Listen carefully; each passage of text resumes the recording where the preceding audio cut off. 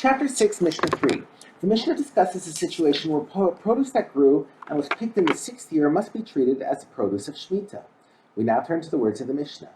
If onions were picked in the 6th year, replanted on Shemitah illegally, then rain fell on them and they grew more on Shemitah, the law is that if their leaves become dark green, which shows that they drew nutrients from the ground on Shemitah, they are forbidden, i.e. the leaves and the onions are subject to the restrictions of Shemitah produce. However, if the leaves became pale, which shows they did not grow from the ground but from the onions themselves, they are permitted, i.e. they are not Shemitah produce. A stricter view.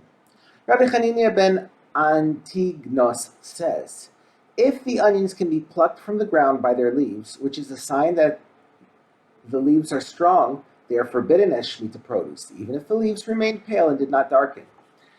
In the previous case, the onions were picked in the 6th year, then replanted and picked during Shemitah, thus going from the category of permitted 6th year produce to the category of sacred Shemitah produce, provided that they grew from the ground on Shemitah. The Mishnah now teaches the law that applies where these very onions, which were picked during Shemitah, were then replanted and picked in the 8th year. In the opposite case, where the onions grew during Shemitah and then grew again after Shemitah, they are permitted, i.e. they are not subject to the Shemitah restrictions. That is, if these onions are replanted and picked in the 8th year, they become ordinary 8th year produce. Just as the Shemitah growth made the onions forbidden, as the Mishnah taught above, the 8th year growth makes them permitted again.